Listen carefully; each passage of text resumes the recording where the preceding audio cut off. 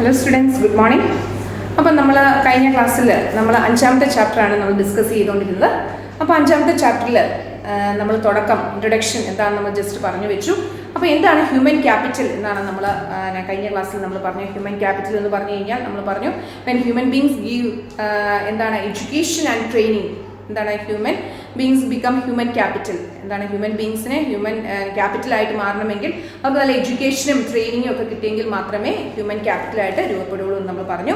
അതുപോലെ നമ്മൾ പറഞ്ഞു എന്താണ് ഹ്യൂമൻ ബീങ്സ് ഗീവ്സ് എഡ്യൂക്കേഷൻ, അതുപോലെ ട്രെയിനിങ് ഒക്കെ ആകുമ്പോൾ, ട്രെയിനിങ് ഒക്കെ ലഭിച്ചു കഴിയുമ്പോൾ അവരെന്തായിട്ട് മാറും? To become teachers, engineers, doctors, അതുപോലെ തന്നെ എന്താണ് അങ്ങനെ പല ഫീൽഡിലേക്കും വളരും എന്നാണ് പറഞ്ഞത് അല്ലേ. എന്തൊക്കെയാണ് ഹ്യൂമൻ ബീങ്സ് എന്തൊക്കെയായിട്ട് മാറും എന്നാണ് പറഞ്ഞിരിക്കുന്നത്? Teachers, doctors, engineers, technicians etcetera തുടങ്ങിയവയിലേക്ക് മാറും എന്നാണ് പറയുക. It is the human capital formation. അതിനുശേഷം നമുക്ക് ഇനി അടുത്ത വരുന്ന ടോപ്പിക് എന്ന് പറയാം സോഴ്സസ് ഓഫ് ഹ്യൂമൻ ക്യാപിറ്റലാണ് അടുത്ത് നമുക്ക് പഠിക്കേണ്ടതായിട്ടുള്ളത്. It's very important. അത് വെരി ഇമ്പോർട്ടൻ്റ് എന്ന സൈഡിൽ നോട്ട് ചെയ്ത് വെക്കണം. അത് നമുക്ക് 4 മാർക്കിൻ്റെ ക്വസ്റ്റ്യൻ ആയിട്ടൊക്കെ ചോദിക്കുന്നതാണ്. ലോങ് എസ്സേ ആയിട്ടൊന്നും അങ്ങനെ ചോദിച്ചിട്ടില്ല, പക്ഷെ 4-5 മാർക്കിൻ്റെ അല്ലെങ്കിൽ 2 മാർക്കിൻ്റെ ഒക്കെ വരെ ചോദിക്കാറുണ്ട്. 2 മാർക്കിന് ചോദിച്ചാൽ പോയിന്റ്സ് മാത്രം എഴുതിയാൽ മതി. 2 മാർക്കിൻ്റെ ക്വസ്റ്റ്യൻ ആയിട്ട് ചോദിച്ചാൽ 3 മാർക്കിൻ്റെ ആണ് വളരെ ബ്രീഫായിട്ടൊന്ന് എക്സ്പ്ലെയിൻ ചെയ്യാം. 4 മാർക്കിൻ്റെ ചോദിച്ചാൽ കുറച്ചും കൂടെ ഡീറ്റെയിൽ ആയിട്ട് എക്സ്പ്ലെയിൻ ചെയ്യാം. 5 മാർക്കിൻ്റെ ഒക്കെ ചോദിച്ചാൽ നല്ലതായിട്ടത് എക്സ്പ്ലെയിൻ ചെയ്യണം. അപ്പോൾ സോഴ്സസ് ഓഫ് ഹ്യൂമൻ ക്യാപിറ്റൽ ഈ ചാപ്റ്ററിൽ ഏറ്റവും പ്രധാനപ്പെട്ട ഒരു ക്വസ്റ്റ്യൻ ആണ് സോഴ്സസ് ഓഫ് ഹ്യൂമൻ ക്യാപിറ്റൽ. മനുഷ്യ മൂലധനത്തിൻ്റെ ഉറവിടങ്ങൾ എന്തൊക്കെയാണ് എന്നാണ് അവിടെ പറയുക. അപ്പോൾ അത് സൈഡിൽ ഇമ്പോർട്ടൻറ്റ് നോട്ട് ചെയ്യണം. ആ പോയിന്റ്സ് ഞാനത് അയച്ചു തരുമ്പോൾ ആ നോട്ട് കൃത്യമായിട്ട് എഴുതണം. Human capital is created to the investment. അപ്പം താഴെ പറയുന്ന മേഖലയിലാണ് മനുഷ്യ മൂലധനത്തിൻ്റെ നിക്ഷേപത്തിലൂടെയാണ് മനുഷ്യ മൂലധനം സൃഷ്ടിക്കപ്പെടുക. അപ്പം താഴെ നമ്മൾ ഓരോ മേഖലകൾ പറയുകയാണ്. ഈ മേഖലകളിലൂടെയാണ് മൂലധന നിക്ഷേപത്തിലൂടെയാണ് എന്തുണ്ടാകുക? മനുഷ്യ മൂലധനം സൃഷ്ടിക്കപ്പെടുന്നത്. അപ്പോൾ ഒരു ഹ്യൂമൻ ക്യാപിറ്റലിന്, ഒരു മനുഷ്യന് education, health, on the job training, migration and information ഇവയെല്ലാം ലഭിച്ചു കഴിയുമ്പോൾ എന്താണ് ഒരു മനുഷ്യൻ എന്തായിട്ട് മാറുന്നു? ഒരു ഹ്യൂമൻ ക്യാപിറ്റലായിട്ട് മാറുന്നു എന്നാണ് അവിടെ പറയുക. അപ്പോൾ എന്തൊക്കെയാണ്? What are the sources of human capital? ഇങ്ങനെയായിരിക്കും എക്സാമിനേഷൻ ചോദിക്കുക. What are the sources of human capital? മനുഷ്യ മൂലധനത്തിൻ്റെ ഉറവിടങ്ങൾ എന്തെല്ലാമാണ് എന്നായിരിക്കും ചോദിക്കുക. മനുഷ്യ മൂലധനത്തിൻ്റെ ഉറവിടങ്ങൾ എന്തൊക്കെയാണ്? ഒന്നാമത്തെ first one is education, second one is health, third one is on the job training, fourth one is migration and fifth one is information. അപ്പം വിദ്യാഭ്യാസം, ആരോഗ്യം, ജോലിക്കിടയിലെ പരിശീലനം, കുടിയേറ്റം, ഇൻഫർമേഷൻ തുടങ്ങിയവയാണ് എന്ന് പറയുക സോഴ്സസ് ഓഫ് ഹ്യൂമൻ ക്യാപിറ്റൽ, മനുഷ്യ മൂലധനത്തിൻ്റെ ഉറവിടങ്ങൾ എന്ന് പറയുന്നത്. ഫസ്റ്റ് വൺ ഈസ് എഡ്യൂക്കേഷൻ, ഒന്നാമത്തെയാണ് വിദ്യാഭ്യാസം എന്ന് പറയുക. First one is education. അപ്പം നമുക്കറിയാം എഡ്യൂക്കേഷന് വേണ്ടി ഞാൻ മുമ്പ് തന്നെ പറഞ്ഞു വിദ്യാഭ്യാസത്തിന് വേണ്ടി പേരൻസ് ഒക്കെ ഒത്തിരി പണം ചിലവിടുന്നുണ്ട് എന്നാണ് അവിടെ പറയുക. ഫസ്റ്റ് പോയിന്റും അത് തന്നെയാണ് പറയുക.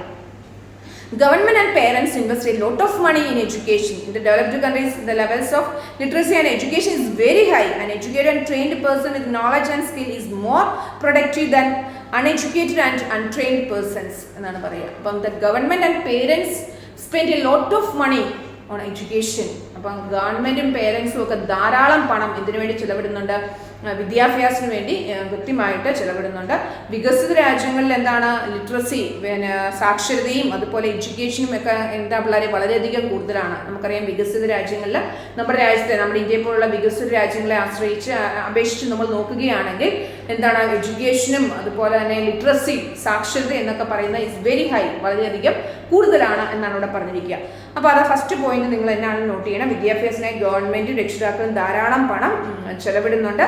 വിദ്യാഭ്യാസവും പരിശീലനവും അറിവും വൈവിധ്യമുള്ള ഒരാൾക്ക് മാത്രമേ എന്താണ്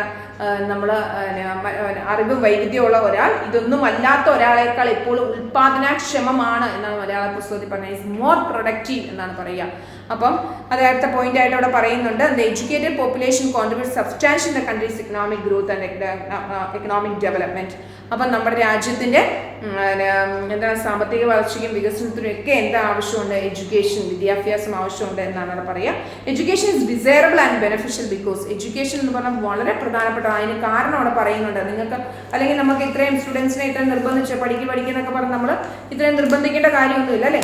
വിദ്യാഭ്യാസത്തിന് വലിയ പ്രാധാന്യമൊന്നുമില്ല, നമ്മൾ അത്ര നിർബന്ധിക്കേണ്ട കാര്യമൊന്നുമില്ല അല്ലേ. പക്ഷെ എന്തുകൊണ്ടാണ് വിദ്യാഭ്യാസം എന്ന് പറയുന്നത് മീൻസ് ബെനഫിഷ്യൽ, വളരെയധികം ബെനഫിറ്റ് നൽകുന്ന ഒന്നാണ് എഡ്യൂക്കേഷൻ എന്ന് പറയുക. അതെന്തുകൊണ്ടാണ് വിദ്യാഭ്യാസത്തിന് ഇത്രയും ബെനഫിറ്റ് എന്ന് പറയുന്നതിൻ്റെ കാരണം first one is it rises the quality of life. വിദ്യാഭ്യാസം ലഭിക്കുന്ന ഒരു വ്യക്തിയെ സംബന്ധിച്ചിടത്തോളം അത് ജീവിതത്തിന്റെ ഗുണമേന്മ വർദ്ധിപ്പിക്കാനായിട്ട് കാരണമാകുന്നു. നമ്മൾ ക്വാളിറ്റി ഓഫ് ലൈഫ്, നമ്മുടെ നല്ല ജീവിതത്തിൽ നമ്മളൊരു നല്ല ക്വാളിറ്റി മെയിൻറ്റെയിൻ ചെയ്യാനായിട്ട്, നല്ല ഗുണമേന്മ നമുക്ക് ജീവിതത്തിൽ ഉണ്ടാകുന്ന നമ്മുടെ നല്ല കൾച്ചർ, നല്ല സ്വഭാവം ഒക്കെ രൂപീകരണമാകണമെങ്കിൽ, നമ്മൾക്ക് നല്ല സ്വഭാവ രൂപീകരണം ഒക്കെ ഉണ്ടാകണമെങ്കിൽ എന്തുണ്ടായിരിക്കണം? വിദ്യാഭ്യാസം നമുക്ക് ഉണ്ടായിരിക്കണം. Second one is increases the earning capacity to higher productivity. രണ്ടാമത് ഉൽപാദനക്ഷമത കൂട്ടുമെന്നതിനാൽ നമ്മുടെ increases the income of the people. നമ്മുടെ വിദ്യാഭ്യാസം ലഭിക്കുന്നതോടെ നമ്മുടെ പ്രൊഡക്ടിവിറ്റി, ഉൽപാദനക്ഷമത. അപ്പം നല്ല വിദ്യാഭ്യാസം കൊണ്ട് നല്ല ജോലി കിട്ടിക്കഴിഞ്ഞാൽ നമുക്ക് നമ്മുടെ നല്ല വരുമാനം ലഭിക്കും അല്ലേ? നല്ല ജോലി ഉണ്ടെങ്കിൽ നമുക്ക് ആരെയും പോയി ആശ്രയിക്കേണ്ട കാര്യമില്ല അല്ലേ? നമുക്ക് നല്ല വരുമാനം കിട്ടും, നമുക്ക് ഇഷ്ടമുള്ള പോലെ നമുക്ക് വിനിയോഗിക്കാനും പറ്റും, നമുക്ക് തന്നെ ഒരു ജോലി ഉണ്ടെങ്കിൽ. അടുത്ത third one is rises the social status. നമ്മൾ പറയൂ, അപ്പുറത്തെ വീട്ടിലെ ആള് നല്ല എഞ്ചിനീയറാണ്, നല്ല ഡോക്ടറാണ്, അല്ലെ നല്ല ലോയേഴ്സാണ്, അങ്ങനെയൊക്കെ നമ്മൾ പറയുമ്പോൾ നമുക്ക് പറയാം അവരുടെ സോഷ്യൽ സ്റ്റാറ്റസ് സാമൂഹ്യ പദവി തന്നെ ഉയരാനായിട്ട് കാരണം. Rises the social status. അടുത്ത next one is improves the ability to understand the world. നമ്മുടെ രാജ്യത്തെ അല്ലെങ്കിൽ നമ്മുടെ ലോകത്തെ തന്നെ മനസ്സിലാക്കാനുള്ള ആ കപ്പാസിറ്റി, നമ്മുടെ ആ ശേഷി വർദ്ധിക്കാനായിട്ട്. ടു അണ്ടർസ്റ്റാൻഡ് ദ വേൾഡ്, ലോകത്തെ തന്നെ മനസ്സിലാക്കാനുള്ള ആ കഴിവ് വർദ്ധിക്കും. Next one is stimulates discoveries and innovation. Stimulate എന്ന് പറഞ്ഞാൽ നമ്മൾ പുതിയ പ്രേരകമാകും അല്ലേ? സ്റ്റിമുലേറ്റ് ചെയ്യും, നമ്മളെ പ്രോത്സാഹിപ്പിക്കും. ഡിസ്കവറീസ് ആൻഡ് ഇന്നോവേഷൻസ്, പുതിയ കണ്ടുപിടുത്തങ്ങൾക്ക് ഒക്കെ നമ്മളെ പ്രോത്സാഹിപ്പിക്കും എന്നാണ് പറയുക. പുതിയ കണ്ടുപിടുത്തങ്ങളും പുതുമകൾക്കെല്ലാം എന്ത് കാരണമാകും? നമുക്ക് എഡ്യൂക്കേഷൻ കിട്ടുന്നതിലൂടെ നമുക്ക് പ്രേരകമാകും. Contributes the nation's economic growth and economic development. നമുക്ക് വിദ്യാഭ്യാസം ലഭിക്കുമ്പോൾ നമ്മുടെ രാജ്യത്തിന്റെ സാമ്പത്തിക വളർച്ചയും വികസനവും ഒക്കെ നമുക്ക് ഉണ്ടാകും. അപ്പോൾ ഇതാണ് education is disable and beneficial. Education ലഭിച്ചു കഴിഞ്ഞാൽ നമുക്കുണ്ടാകുന്ന ബെനഫിറ്റുകൾ എന്തൊക്കെയാണ്? വിദ്യാഭ്യാസം ഉണ്ടെങ്കിൽ നമുക്ക് നേടാൻ പറ്റുന്ന അല്ലെങ്കിൽ നമുക്ക് ലഭിക്കുന്ന ബെനഫിറ്റുകൾ എന്തൊക്കെയാണ് എന്നാണ് പറയുക. First one is rises the quality of life. ഒന്നാമത്തെ നമ്മുടെ ജീവിതത്തിന്റെ ഗുണമേന്മ വർദ്ധിപ്പിക്കും. Second one is increase the earning capacity to higher productivity. ഉൽപാദനക്ഷമത കൂട്ടുമെന്നതിനാൽ നമ്മുടെ വരുമാനം കൂടും. Third one is rises the social status. ആളുകൾ നമ്മുടെ സാമൂഹ്യ പദവി ഉയരും. Improves the ability to understand the world. ലോകത്തെ മനസ്സിലാക്കാനായിട്ടുള്ള നമ്മുടെ കഴിവ് വർദ്ധിക്കും. അതുപോലെ stimulates the discoveries and innovation. നമ്മുടെ കണ്ടുപിടുത്തങ്ങളെയൊക്കെ നമ്മൾ പ്രോത്സാഹിപ്പിക്കാൻ, സ്റ്റിമുലേറ്റ് ചെയ്യാനായിട്ട് സാധിക്കും. Contributes the nation's economic growth and economic development. നമ്മുടെ രാജ്യത്തിന്റെ സാമ്പത്തിക വളർച്ചയ്ക്കും വികസനത്തിനും നമുക്ക് ധാരാളം കോൺട്രിബ്യൂഷൻസ് നൽകാനായിട്ട് സാധിക്കും എന്നാണ് ഇവിടെ പറഞ്ഞിരിക്കുക. ധാരാളം സാമ്പത്തിക വളർച്ചയ്ക്ക് നമുക്ക് സഹായിക്കാൻ സാധിക്കും എന്നാണ് ഇവിടെ വിശദീകരിച്ചത്. അപ്പോൾ ഇവയൊക്കെയാണ് എഡ്യൂക്കേഷൻ ഈസ് ഡിസൈറബിൾ. എഡ്യൂക്കേഷൻ എന്ന് പറഞ്ഞാൽ വളരെയധികം ആവശ്യമാണ് എന്ന് പറയാനുള്ള കാരണം.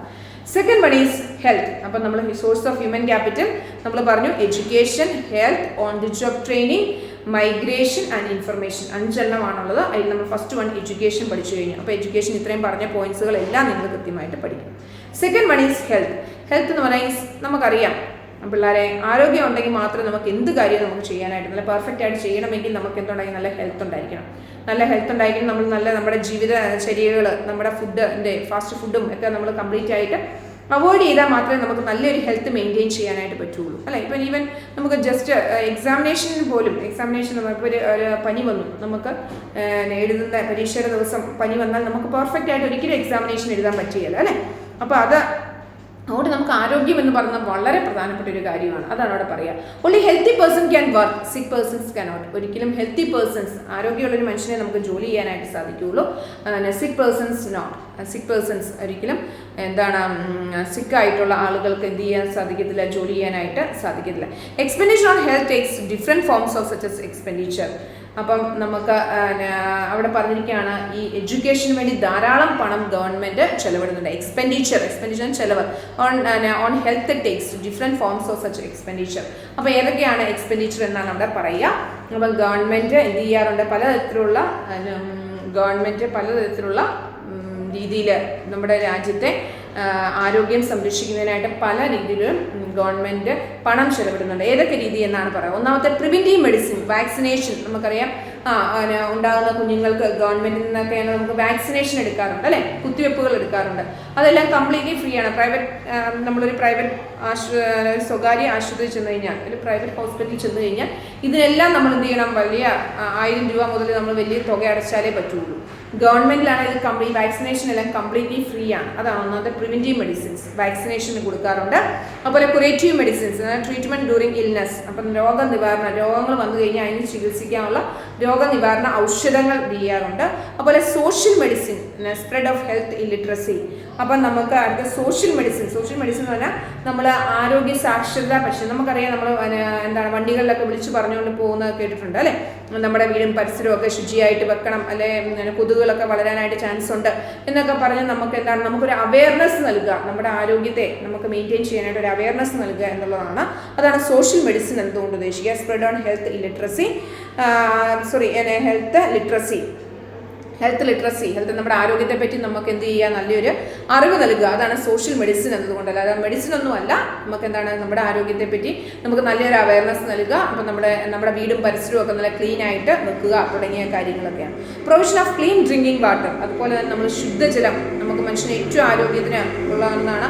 ആഹാരം എന്ന പോലെ തന്നെ പ്രധാനപ്പെട്ടാണ് ക്ലീൻ ഡ്രിങ്കിങ് വാട്ടർ, ഏറ്റവും ക്ലീൻ ആയിട്ടുള്ള ഡ്രിങ്കിങ് വാട്ടർ, ശുദ്ധജലം കുടിക്കുക എന്നുള്ളത്. അതുപോലെ പ്രൊവിഷൻ ഓഫ് സാനിറ്റൈസിങ് ഫെസിലിറ്റീസ്, അപ്പോൾ ശുചീകരണ സൗകര്യത്തിൻ്റെ നിർമ്മാണം തുടങ്ങിയവയൊക്കെയാണ് ഗവൺമെൻറ് എന്ത് ചെയ്തിട്ടുണ്ട്.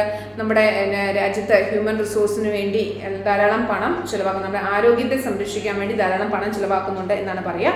ഒന്നാമത്തെ ഗവൺമെൻറ് പറഞ്ഞു പ്രിവെൻറ്റീവ് മെഡിസിൻസ്, രണ്ടാമത്തെ കുറേറ്റീവ് മെഡിസിൻസ്, മൂന്നാമത്തെ സോഷ്യൽ മെഡിസിൻ, നാലാമത്തെ provision of clean drinking water, അടുത്ത പ്രൊവിഷൻ ഓഫ് സാനിറ്റേഷൻ ഫെസിലിറ്റീസ്. അതാണ് പറയുക. ഒന്നാമത്തെ പ്രതിരോധ ഔഷധങ്ങൾ, കുത്തിവയ്പ്പിനുള്ള ഔഷധങ്ങൾ, അതുപോലെ രോഗനിവാരണ ഔഷധങ്ങൾ എന്ന് പറഞ്ഞാൽ നമുക്ക് രോഗം വന്നു കഴിയുമ്പോൾ ചികിത്സിക്കാനുള്ള എന്തെങ്കിലും രോഗത്തിന് ചികിത്സിക്കാനുള്ള ഔഷധങ്ങൾ, അതുപോലെ സോഷ്യൽ മെഡിസിൻ എന്ന് പറഞ്ഞാൽ ആരോഗ്യത്തെ പറ്റിയുള്ള നമ്മുടെ സാക്ഷരതാ പ്രചരണം ആളുകളിൽ എത്തിക്കുക എന്നുള്ളതാണ്.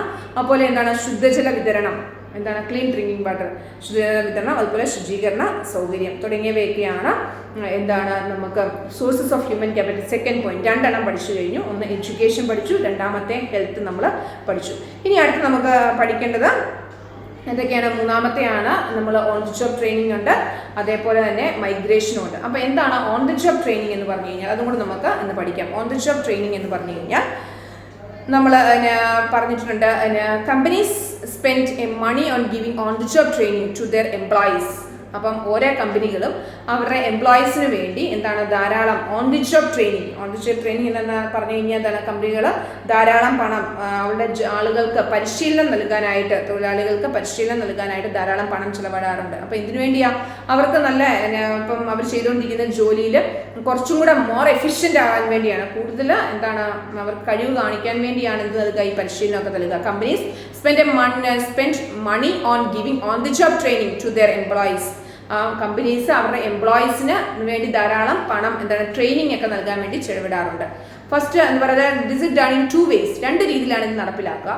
The workers are given training in the factory itself under experience supervision. ഒന്നാമതായിട്ട് അവിടെ നൽകുന്നത് പരിചയസമ്പന്നമായ സൂപ്പർവൈസറുടെ കീഴിൽ ഫാക്ടറികളുടെ ജോലിക്കിടയിൽ വെച്ച് തന്നെ എന്ത് നൽകുന്നു, ജോലി ചെയ്യുന്നതിൻ്റെ ഇടയിൽ തന്നെ എന്ത് നൽകുന്നു, പരിശീലനം നൽകുന്നു. അതാണ്.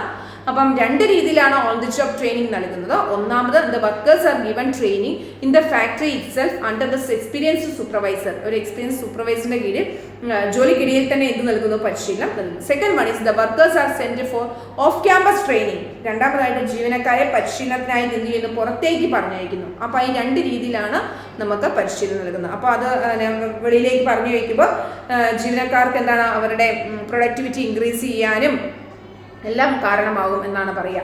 അപ്പോൾ ഓൺ ദി ജോബ് ട്രെയിനിങ്ങിൻ്റെ ഭാഗമായിട്ട് ഇത് രണ്ട് കാര്യങ്ങളാണ് ചെയ്യുന്നതെന്ന് നമ്മൾ പറഞ്ഞു. ഒന്ന്, ഫാക്ടറിക്ക് അകത്ത് തന്നെ അവർക്ക് പരിശീലനം നൽകുന്നു. രണ്ടാമതായിട്ട് ഫാക്ടറിയുടെ വെളിയിൽ എന്ത് ചെയ്യുന്നു, അവർക്ക് പരിശീലനം നൽകുന്നു. അപ്പോൾ ഇനി ബാക്കി നമുക്ക് അടുത്ത മൈഗ്രേഷനും ഇൻഫർമേഷനും അടുത്ത ക്ലാസ്സിൽ നമുക്ക് പഠിക്കാം.